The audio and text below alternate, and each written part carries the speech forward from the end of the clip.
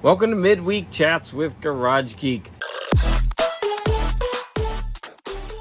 So I've been so lazy this week. I have hardly been interacting on YouTube at all. It's so bad. So I need to get caught up. So everybody out there, I'm really sorry. I have so many videos to make, and I think I'm just going to take a shortcut. I'm going to throw a bunch of videos that I should have made into this one, and the problem is I'm not going to give them the attention that they deserve. So I'm going to do 2 album reviews here, but I'm not going to add the introductory videos of the people explaining why they like the albums. I'm not going to put the sound bites. Yeah, I've been lazy. Today I was going fine at school, and then the last period it was like this huge slap in the face because I'm doing a reading test with them, right, to get their reading levels, and those kids did not want to sit and do a reading test. It was like a battle the entire periods. And that's an hour and a half. And yeah, I mean, it's really tough to try to get kids to sit still and expect them, to sit and focus, on especially reading. Right? So many of the kids have not developed the stamina for that. And I guess this is like an especially troubled group. They weren't having it. So they just wiped my energy, like all my energy gone. Okay, so I'm going to start with Comic Collector Geeks challenge, which is to show parody covers. Now, I grabbed a bunch. So here is a parody of The Wizard of Oz. So there you go. For the characters of Y, The Last Man. Scotty Young has made parody covers. I don't know if you'd actually call these parodies, but he just lovingly pokes fun at, the characters that he draws. And he draws them in this, real cartoonish manner. But they're also adorable. And so those are some examples. Here is Dazzler. And I believe this is Bill Sienkiewicz. Such an awesome cover. Yeah, I think that's his signature right there. Yeah, such an awesome cover. Look at that. And of course, that's a parody on the Michael Jackson, and instead of Thriller, it's called Chiller. So a lot of people have been showing She-Hulk covers. So whether this is a parody or not, so here She-Hulk is dressed up, very non-She-Hulkish, and look at her husband, the Mole Man. What a revolting development this is.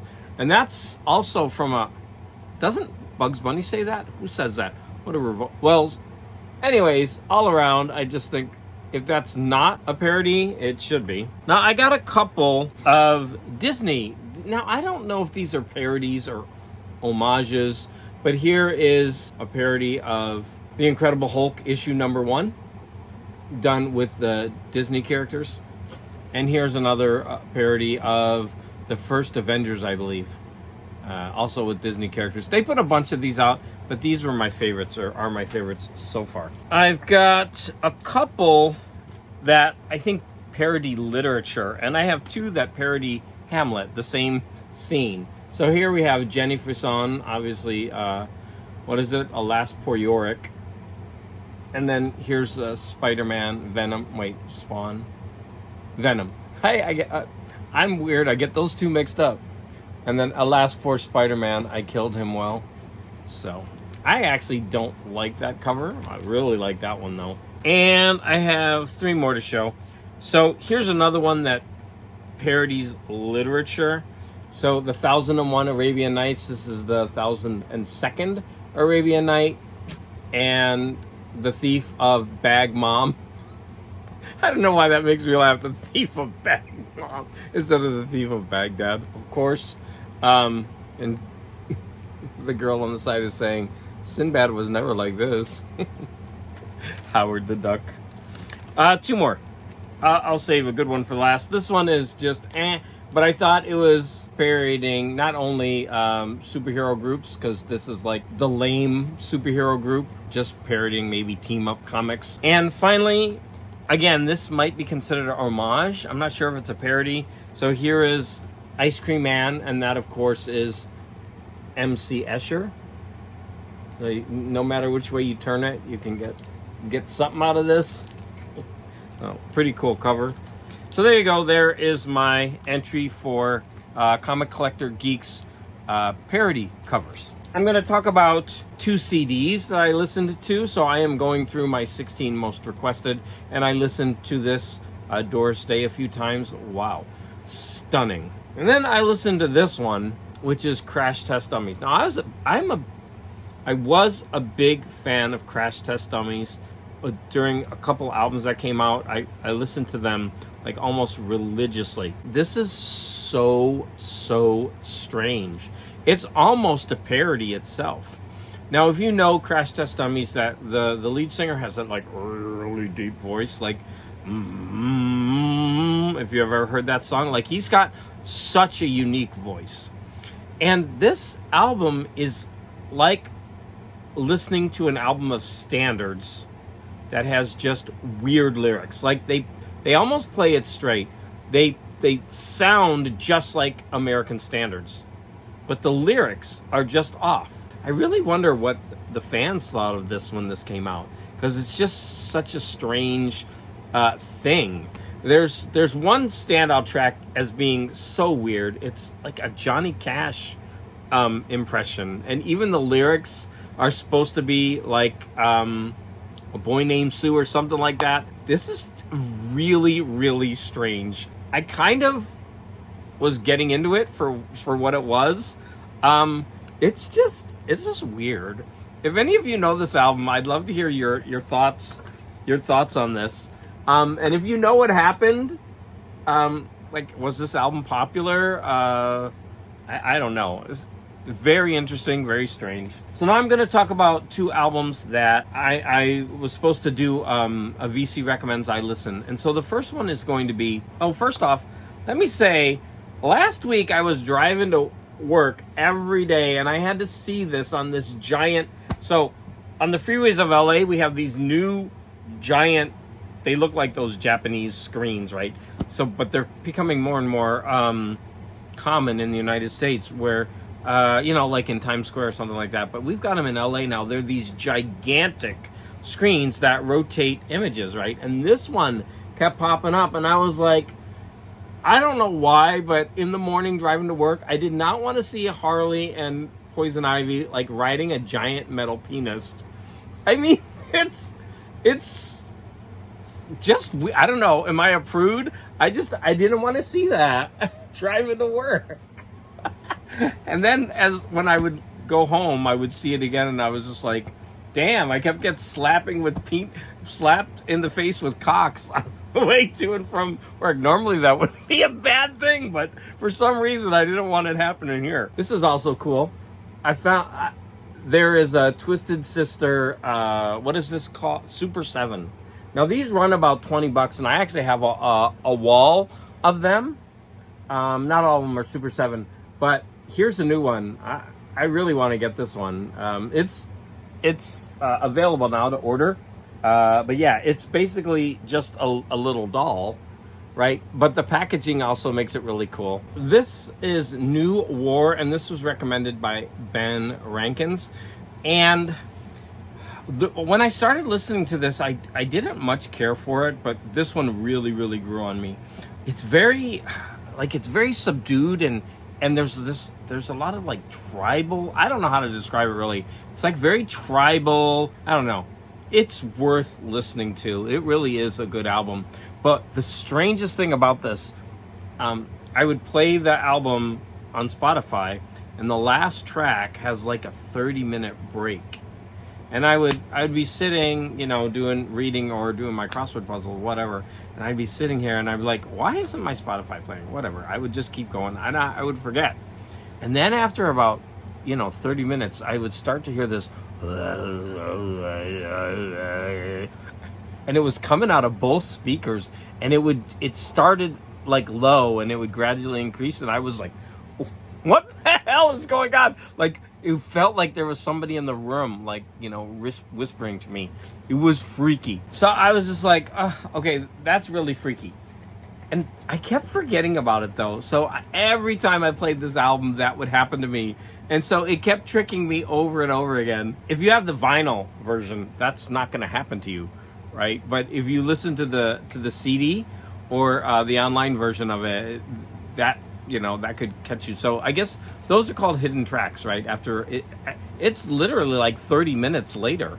It's got about 30 minutes of like dead air, and then all of a sudden that starts playing. So the next one I'm going to talk about is Operation Mindcrime by Queensryche, and this was recommended by No Solution. This one, a lot of people always talk about this, and so I mean, I've listened to Queensryche before, and of course I'm very familiar with Silent Lucidity. I love that song. Even as I loved it, it always reminded me of a Pink Floyd song, right? Maybe like something from The Wall. And I've tried to listen to Queensryche before, but the one problem that I have with Queensryche is that they sound very similar, not even within the songs on the album, but album to album.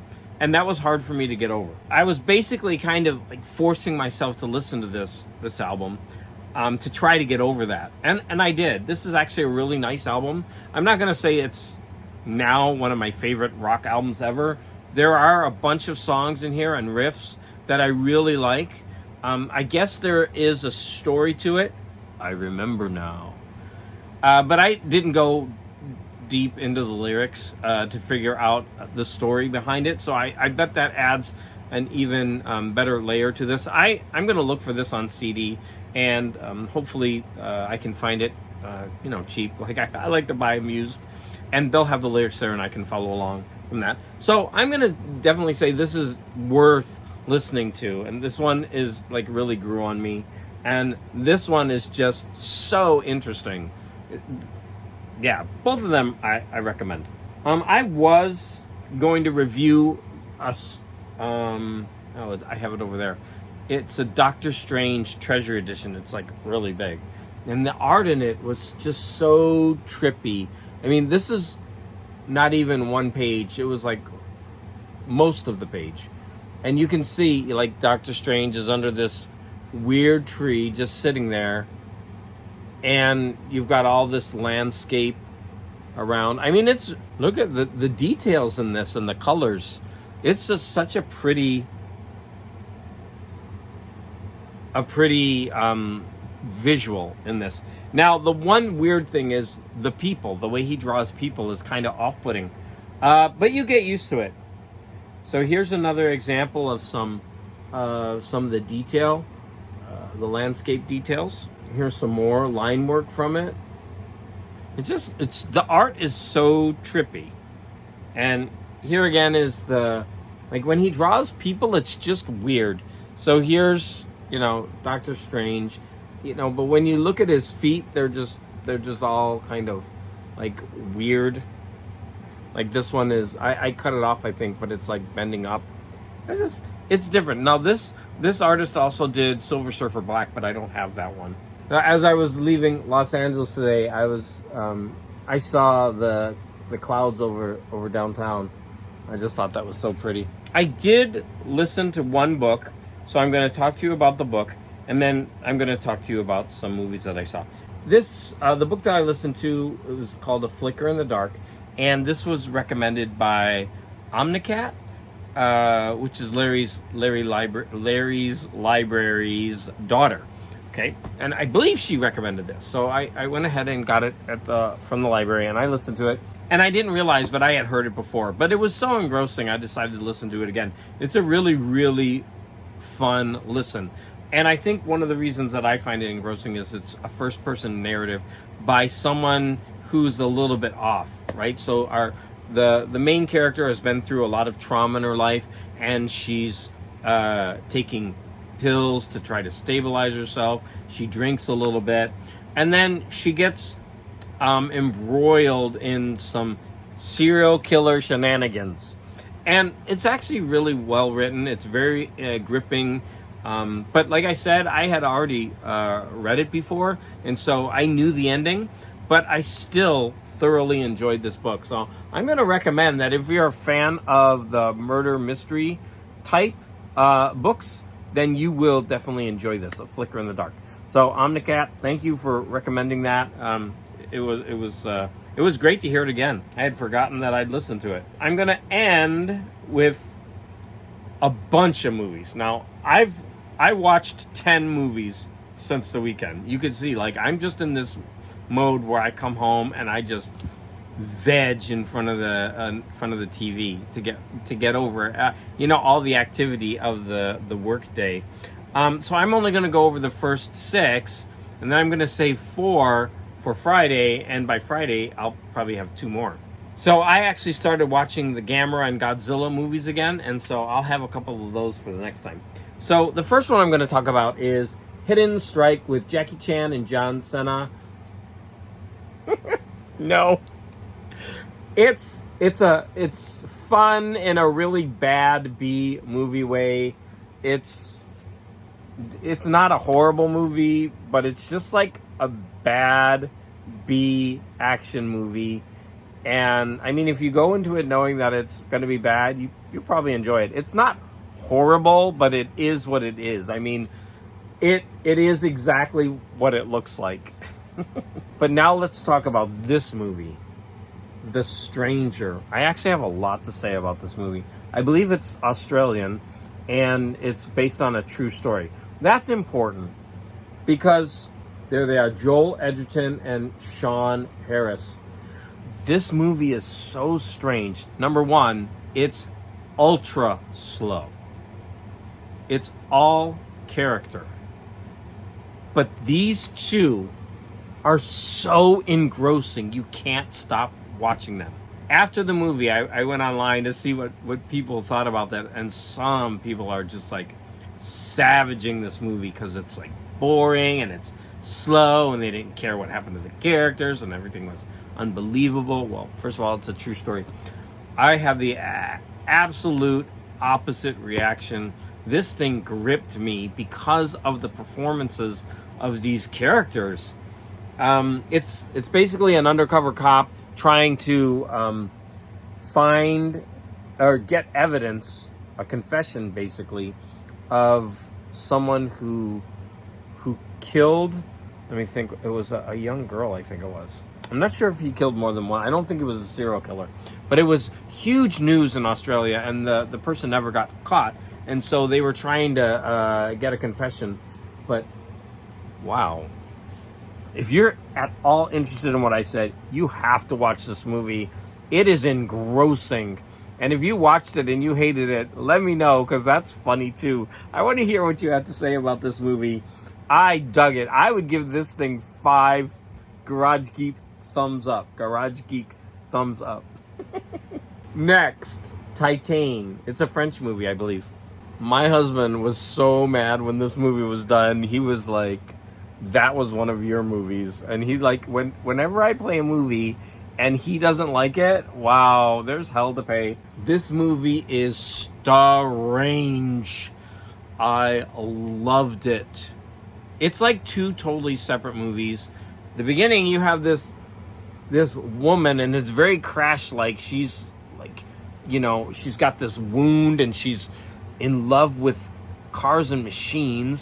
And then it just gets wild. Like, and her job is, she goes to car shows and she dances all over the cars. And like, she's really good at what she does. There's a scene in it where she's writhing all over this car, and she has to make it look believable because she actually makes love to cars. And that's a plot device because she gets pregnant and she starts like killing people left and right. She becomes a serial killer.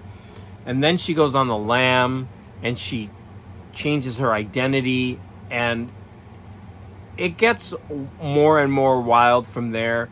But I'm going to say that this movie was so interesting that it is definitely worth watching.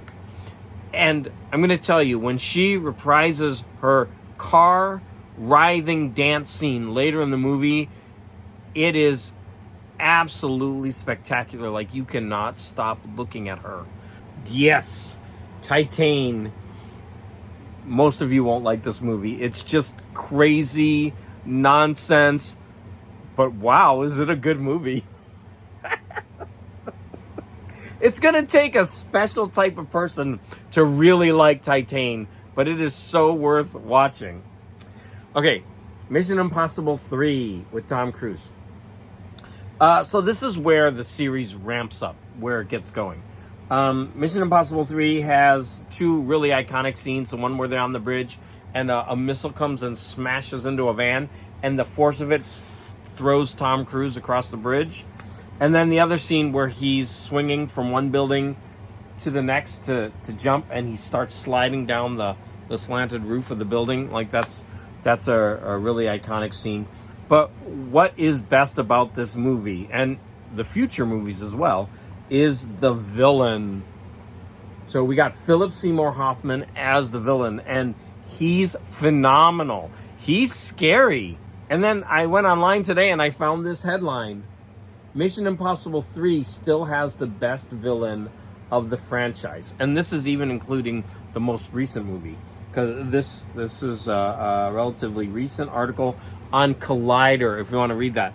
Yeah, I mean, he is phenomenal. Like, he's mesmerizingly evil. He's so good. And I think the last movie that I'm going to talk about, is I was just flipping through movies and I was like, oh, I haven't seen that one. That looks okay. Jack Ryan, Shadow Recruit. Now, if you look at it, that has a great cast. This movie has a really good cast, and I was actually surprised because I went into it thinking it was going to be a dumb action movie, and it actually turned out to be a pretty decent spy thriller movie in the vein of like Mission Impossible, or I forget that the series of movies where he can't remember and he's trying. Those are really good movies. What is it called? He can't remember who he is and he's trying to remember, and then everybody's after him. Oh Lord, that is like the worst description ever. Jack Ryan, Shadow Recruit.